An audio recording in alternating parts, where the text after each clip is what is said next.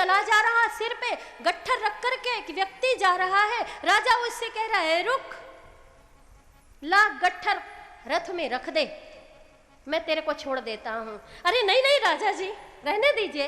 अरे ला भाई, गट्ठर रखना। अरे नहीं राजा जी, रहने दीजिए। अब तीसरी बार राजा को क्रोध आया। राजा ने निकाली तलवार और बोले, रखता है गट्ठर की तेरी गर्दन उड़ाऊं। अरे मैं पुण्य करना चाहता हूं, तो मेरा को पुण्य नहीं करने दे रहा। ये कहलाता बलात् पुण्य। बोलो जय श्री कृष्ण। जय श्री कृष्ण। जबरदस्ती पुण्य, बलात् आशीर्वाद।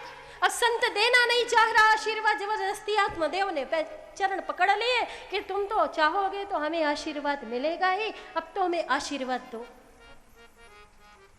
तो संत ने दया करके आत्मदेव को एक फल दिया और कहा कि जाओ, यदि तुम्हारी पत्नी नियम से रहेगी, ब्रह्मचर्य का पालन करेगी, तो एक पुत्र की प्राप्ति तुम्हारी पत्नी को होगी। आत्मदेव खुशी खुशी आए और वो फल लेकर के अपनी पत्नी को दिया। और पत्नी तो धुंधली, हर बात में शंका करती है। पत्नी ने फल नहीं खाया, मन में सोचा कि कहीं फल खाने से यदि सचमुच मुझे गर्भ ठहर गया तो प्रसव पीड़ा बड़ी खतरनाक होती है और वो मैं झेल नहीं पाऊंगी। और हाँ, यदि मैं गर्भवती रही और इस दौरान भूकंप आ गया तो मैं दौड़ भी नहीं पाऊंगी। तो तरह तरह की शंकाएं जन्म लेती हैं। एक संत कहते हैं कि जो शंका करता है वो लंका में रहता है और जो विश्वास करता है वो साकेत में रहता है। बोलो जय श्री कृष्ण। जय श्री कृष्ण। बात बात में शंका, ऐसा नहीं तो ऐसा हो जाएगा, ऐसा नहीं तो वैसा हो जाएगा। नहीं खाया फल, आत्मदेव ने फल दिया, धुंधली ने नहीं खाया। अपनी सहेली से पूछा, सहेली गर्भवती थी, सहेली मान गई, बोली मैं अपने पति को समझा लूंगी, मेरे तो वैसे भी बहुत बच्चे हैं, जब मुझे पुत्र की प्राप्ति होगी मैं तुझे ला करके दे दूंगी, तू मेरे पति को बहुत सा धन दे देना। धुंधली ने वो फल नहीं खाया। अब इस बात की भी तो परीक्षा करनी है कि ब्राह्मण का दिया आशीर्वाद है, संत का दिया आशीर्वाद है, इसकी भी तो परीक्षा करना है कि सही है कि गलत। तो वो फल खिला दिया गौ माता को, आत्मदेव की यहाँ जो गौ माता थी, बांझ थी, उसे वो फल खिला दिया। कुछ दिनों के बाद धुंधली की सहेली को पुत्र हुआ, उसने लाकर के वो पुत्र धुंधली को दे दिया, बदले में धन ले लिया और आत्मदेव से कहा कि मुझे पुत्र की प्राप्ति हुई है। आत्मदेव तो बड़े प्रसन्न, बड़े भोले आत्मदेव, और कह रहे हैं वाह भाई वाह, मेरे घर में बेटा हुआ है, मेरा नाम है आत्मदेव, तो मैं इसका नाम रखूंगा परमात्मदेव।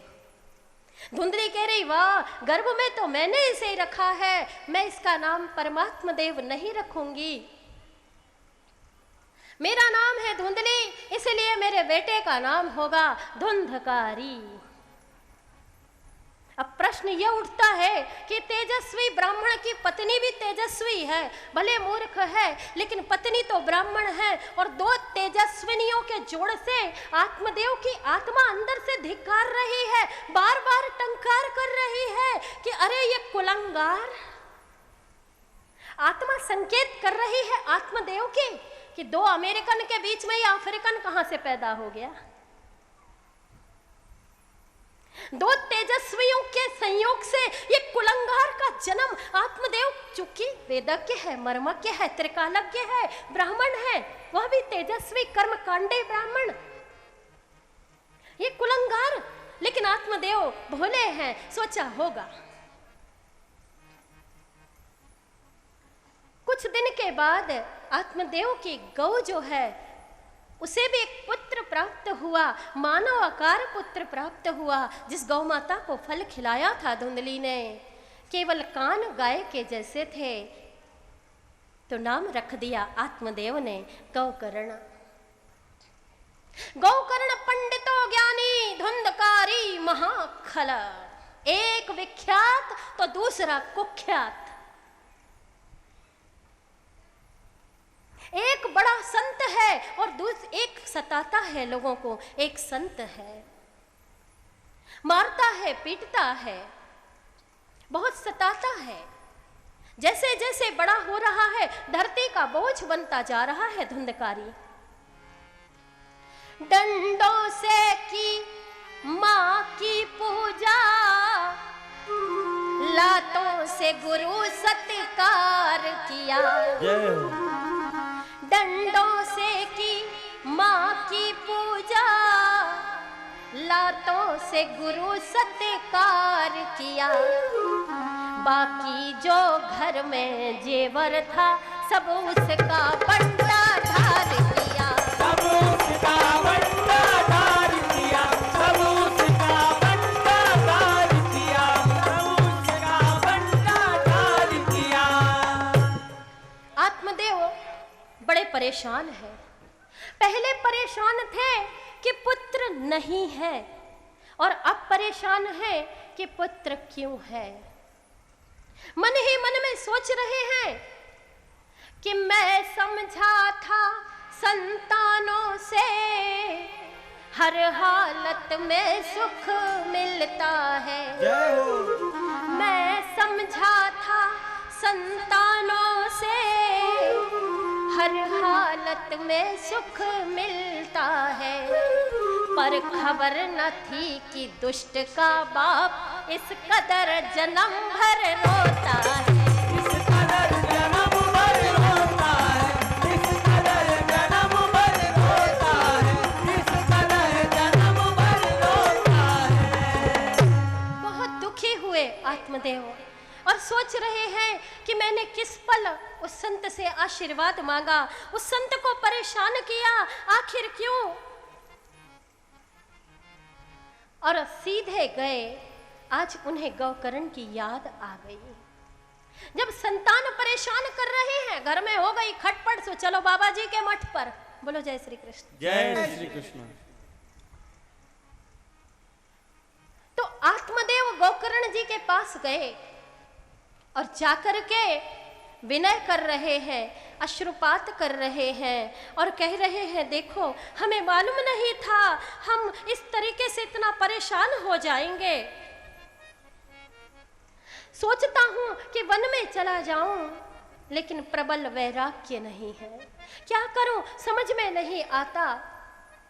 वन में जा नहीं सकता और घर में रह नहीं सकता, क्योंकि ये धुंधकारी परेशान करता है। वन में जा नहीं सकता, घर में रह नहीं सकता। मेरी तो समझ में नहीं आता मैं क्या करूं, मुझे रास्ता दिखाओ। तो गौकर्ण जी कह रहे हैं, खामोश हो जाओ, ना तो मैं किसी की तारीफ सुनता हूं, ना मैं किसी का यश सुनता हूं, ना किसी की निंदा सुनता हूं। संत ना तो किसी की हाय हाय सुनते हैं, ना किसी की वाह वाह सुनते हैं। बोलो जय श्री कृष्ण। जय श्री कृष्ण। वे तो केवल हरि का गुणगान करते हैं, हरि की चर्चा करते हैं, हाय हाय वाह वाह, किसी से कोई मतलब नहीं होता। गौकर्ण डांट रहे हैं, खामोश हो जाओ पिताजी, ना मैं किसी की हाय हाय सुनूंगा, ना किसी की वाह वाह सुनूंगा।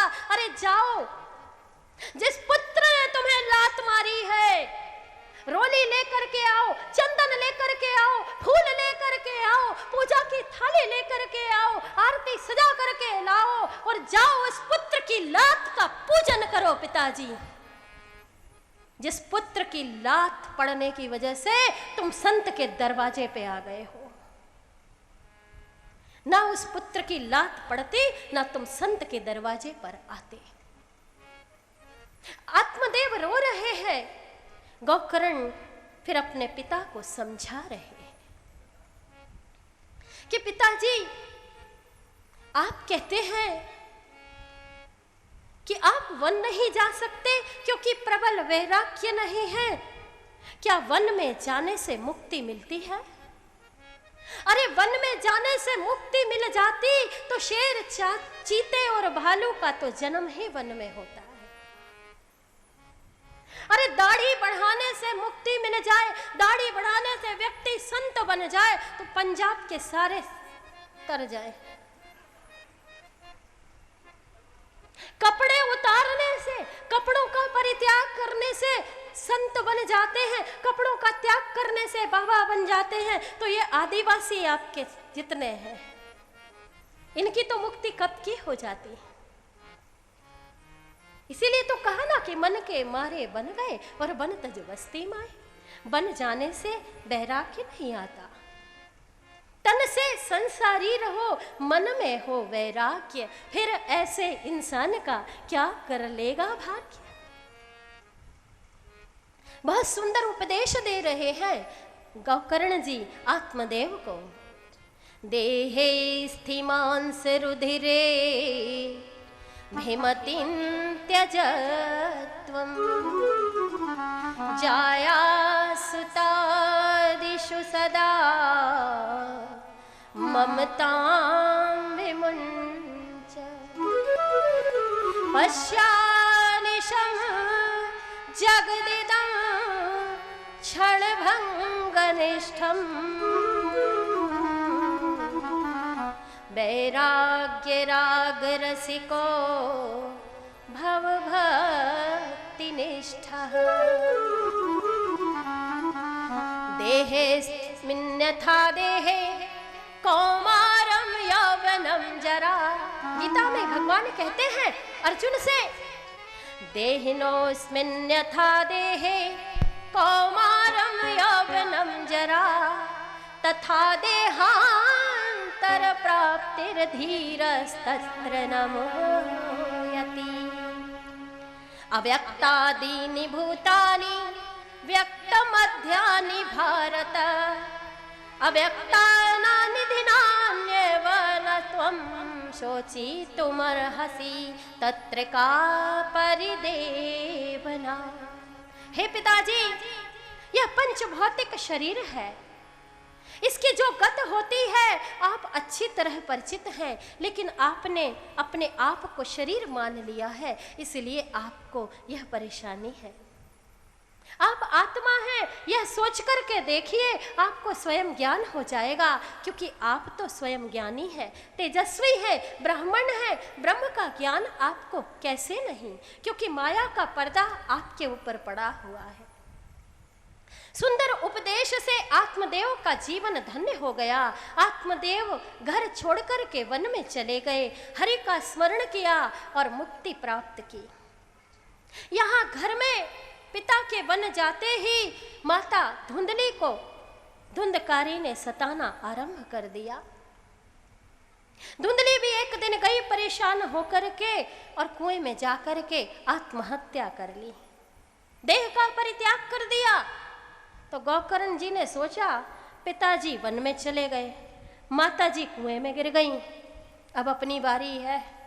उठाया पोथी पत्रा और वन में चले गए गोकर्ण जी, और वन में जाकर के भगवान का ध्यान किया। और यहाँ धुंधकारी ने सोचा बहुत अच्छा हुआ, सभी चले गए, अब मैं आजाद हूं, तो लाकर के 5 वैश्याओं को घर में रख लिया। ये 5 वैश्याओं को लाकर के घर में रख लिया और उनकी खातिर चोरी करने लगा, डाका डालने लगा, शराब पीने लगा। वैश्याओं ने भी सोचा कि राजा का धन चुरा चुरा करके लाता है, राज्य में चोरी करता है, डाका डालता है, अपराध कर रहा है, एक दिन पकड़ा गया तो हमारी भी शामत पक्की है।